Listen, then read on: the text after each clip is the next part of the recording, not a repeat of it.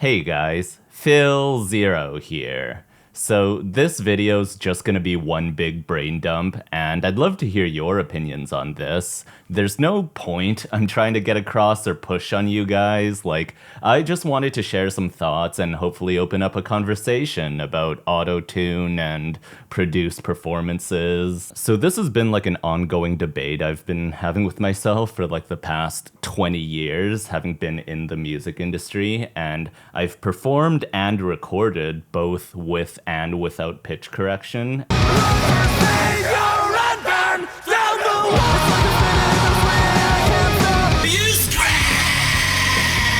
I try to hide it so that no one knows, but I guess it shows.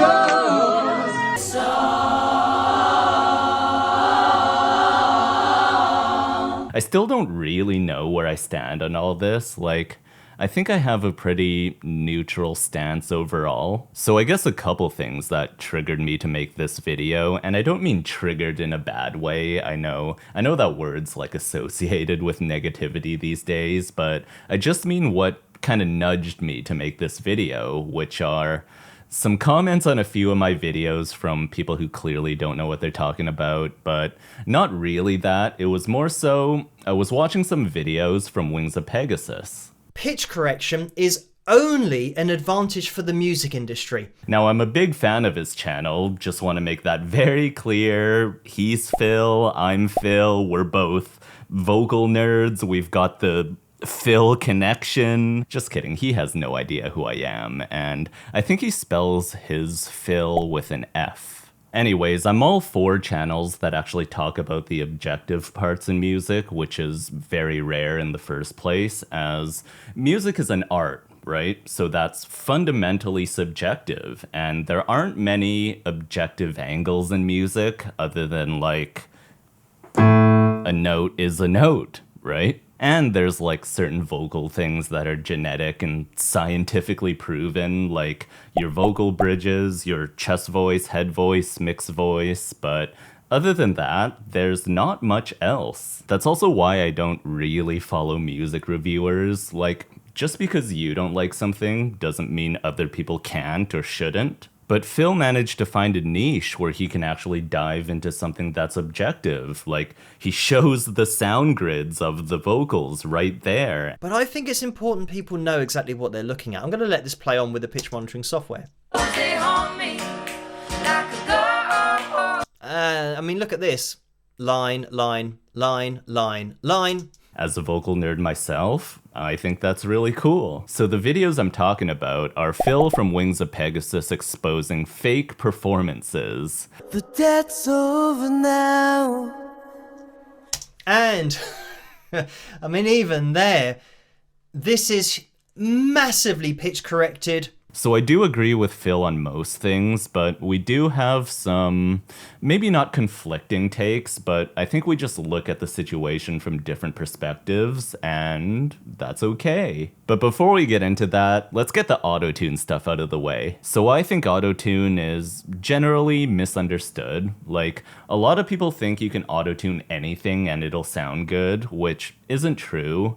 And I was actually surprised about how many music channels don't talk about this part of it. Now, I'm not as well versed as Phil on the technical production stuff, but I've been around it long enough I know some things. So good old Autotune, and when I say Autotune, I mean any pitch correction program. It's just that Autotune just kind of became synonymous with pitch correction, but there are tons of programs that do more or less the same thing. So in a nutshell, all Autotune does is it puts a sound onto a pitch. And there are some other things, like you can flatten the waveform or you can make it longer or shorter, but it's not a magic pill that can make a bad singer good. As a singer, your tone, your enunciation, your pronunciation, your inflections, and your breath control, that all still needs to be you. So if I'm a bad singer, Autotune can't just automatically fix that. I'll still sound bad, but just on key. Actually here, I think I can demo this right now. So if I sing this bad, It goes like this: the fourth, the fifth, the minor fall, and the major lift. Okay, let's auto-tune this. Actually, I don't know if I can do this while recording. Okay, I'm gonna cut it in. It goes like this: the fourth, the fifth, the minor fall, and the major lift. It goes like this: the fourth, the fifth, the minor fall, and the major lift. But you see what I mean? Autotune doesn't fix the quality of the vocal itself, it just puts it on key. So in order to use Autotune effectively, you already need to be at least somewhat of a decent singer to begin with. So Autotune can make you sound better, but it can't really make you sound good, like in the first place. Does that make sense? Well, there are some new fangled AI programs that can even change like the shape of your throat now, but those aren't really there yet. So Autotune is just a tool, and in my opinion, and some people disagree and that's fine, but to me it's more of an effect than anything. It's kind of like adding reverb or distortion or whatever. It's not a fix-all cure that can instantly turn a bad singer good. And here is where a lot of people might go, but bands didn't do this back then. The Beatles didn't do this. Me. But they did.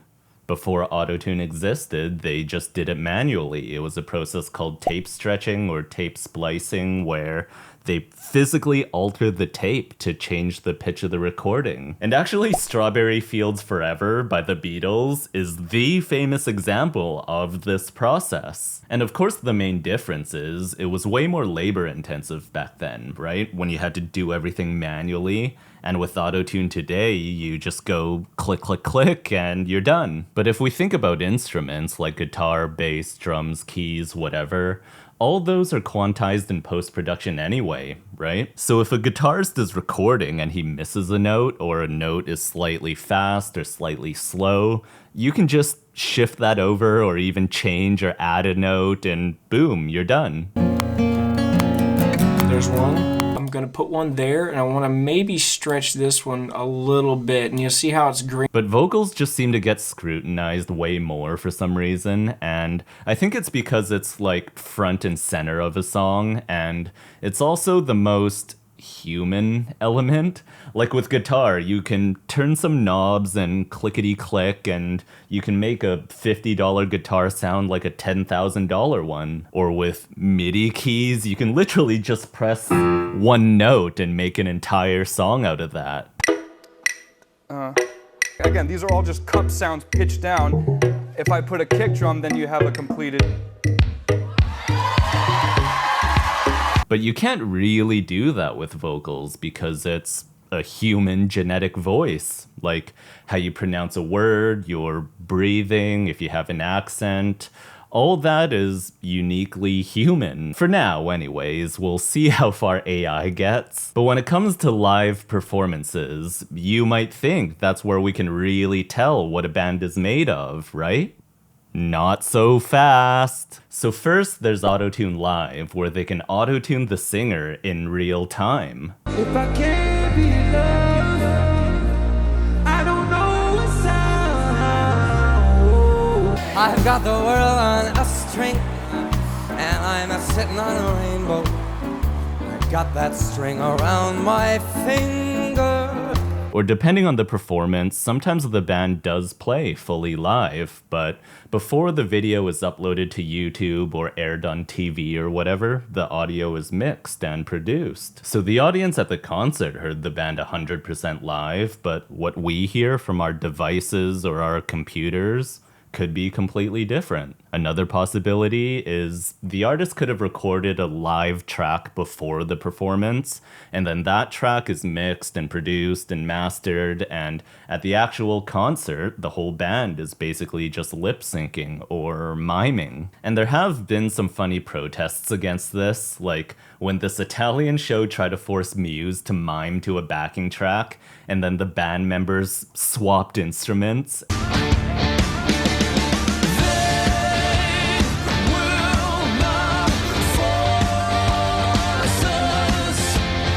Or when they tried to get Nirvana to mime with only live vocals and Kurt like purposely sang it weird and didn't even try to match the guitar and Dave was just flailing about.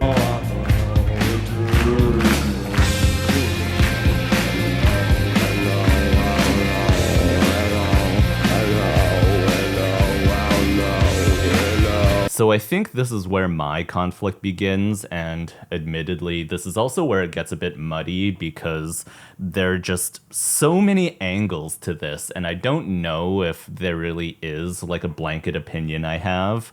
I'd love to hear your thoughts on this, because sometimes the production is not the artist's choice. Like, at a lot of award shows and stuff, it's the record label or the production company that insists on it, and the artist doesn't really have a say beyond, you know, refusing to play at all and therefore losing the gig. Not every band, especially up-and-comers, can afford to do what Muse and Nirvana did, because when it's at a big concert or an event like that, you kind of expect things to be kind of fluffed with production magic and all that, and that's fine, but it's when artists do stuff like call a performance a one-take raw session when it's not, it's clearly not. That to me feels icky and gross and gives me the willies. You will not get this sound standing this far away from a phone or a camera or anything. Who is not repaid his day. And again, like I said, the vocals have been pitch corrected here as well. So, I just find it really difficult to, and like I said at the beginning of this video, to see people commenting thinking that they're just singing in the garage and that it's not recorded in front of a microphone and that it's not post-pitch corrected and then with reverb added. And I mean, my argument would be that by putting this amount of reverb on the sound, they're trying to make it seem like it is in the garage. And it's even titled Garage Harmony. So for those who've been around my channel for a while, you guys know that I have a pretty holistic view of music overall. Like, you can like whatever you want. If you enjoy it, enjoy it. I don't care who's to say what you can or can't like. So here's where I think Phil's take and my take, I wouldn't say conflict, but I think our takes start to diverge in what we prioritize. So there's that part of me which is like, watching a performance is a form of entertainment. If you're entertained, then mission accomplished, right? Like, you vibe with a song, you're having a good time, it sounds good, who cares if it's produced or not? And the funny thing is, I think this is where the EDM crowd, or the pop, the hip-hop, reggaeton crowd, other genres, they look at this part completely different from how us old-fashioned rock people look at it, and I don't really know where I stand on this. So the entire EDM genre is 100% produced. That's fundamentally what it is, right? Like, the artists are the producers. And with other genres like pop, rap, hip-hop, reggaeton, some of them crank the autotune so hard on purpose to get that robotic sound.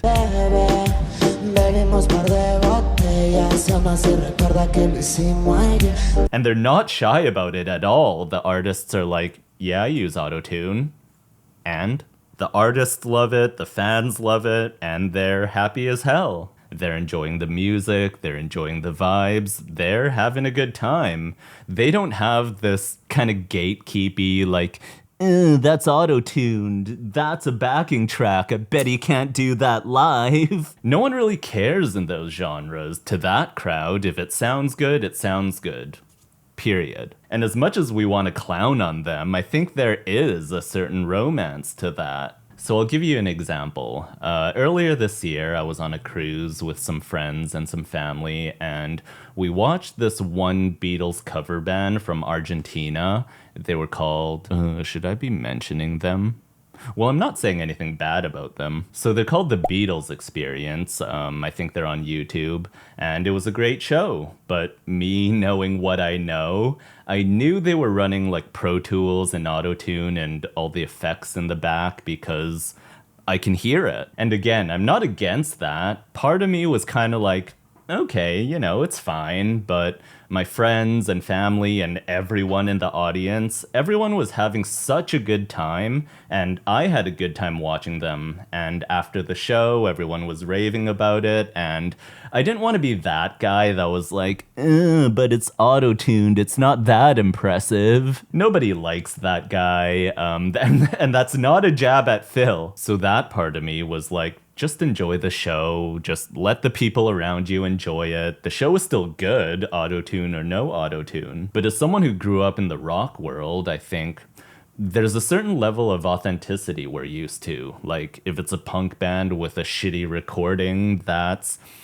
part of the charm of a punk band that we still want to hear, right? It's what gives it that character. And it just seems like a lot of that is going away now. Like, less and less people are caring about that aspect. So everything is just made so perfect now that it's almost like singers need to work around that in order to express their musicianship. Like, that sparkly, perfect vocal is just the new benchmark. And if you want to do something to stand out, you got to figure out some other way to do it, whether it's through song composition or lyrics or stage presence or appearance or whatever. I'll give you guys another example. As some of you guys know, I was also in a bunch of different choirs, and we were backup singers for different artists. Like,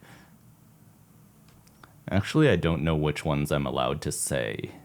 But the one I've told you guys about was Matt Sally from Pentatonics, and actually I don't even know if I was supposed to share that, but I haven't gotten in trouble yet. But there was another artist, and one of the choirs I was in, we were in the studio recording some background vocals for this artist for a record.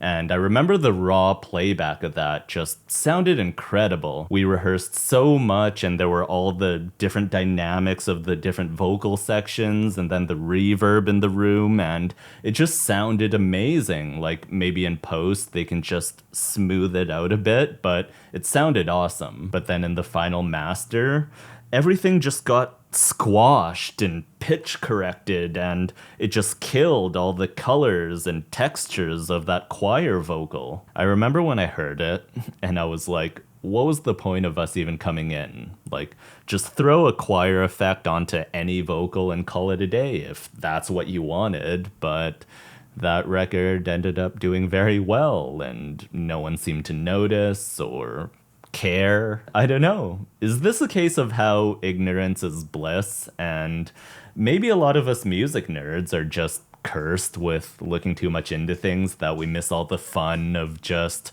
enjoying the show or the song.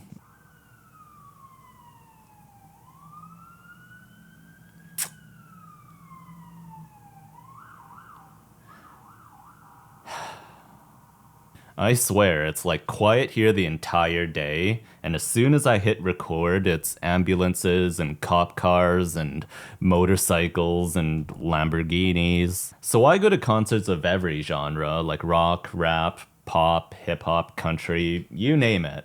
But I gotta say, I think the EDM crowd is the crowd that surprised me the most. I remember at one EDM show, there were people crying and literally bawling with joy, all because the DJ pressed play. Maybe a little under the influence of whatever, but still. I know that's a bit of a jab at DJs, but it's fine. Everyone chill. I worked with a bunch of DJs.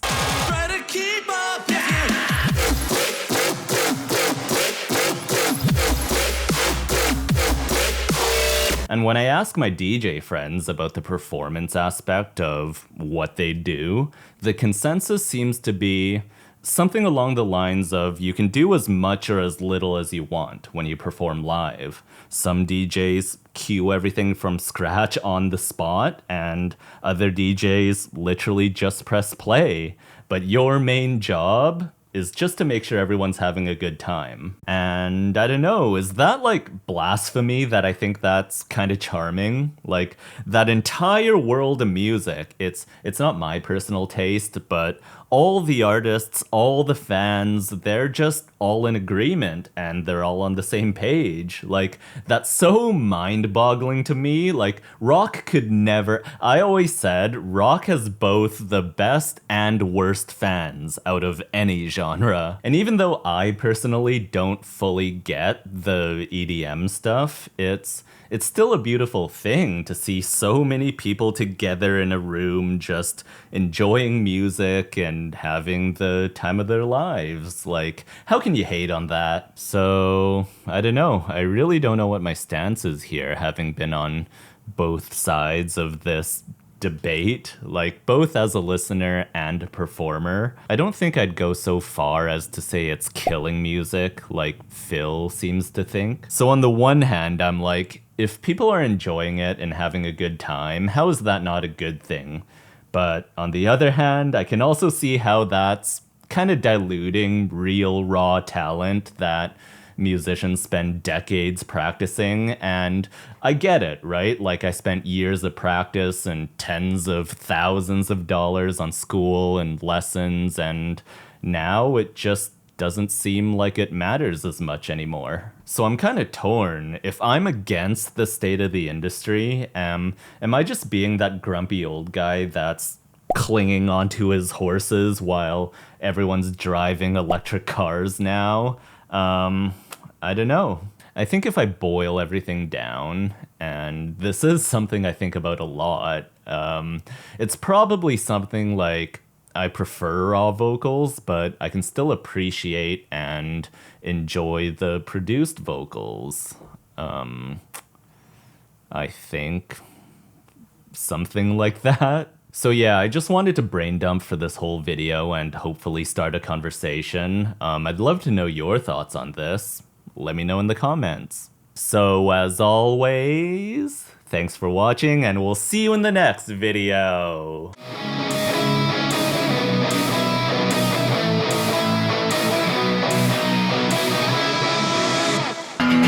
He pauses shaving and he tells himself that he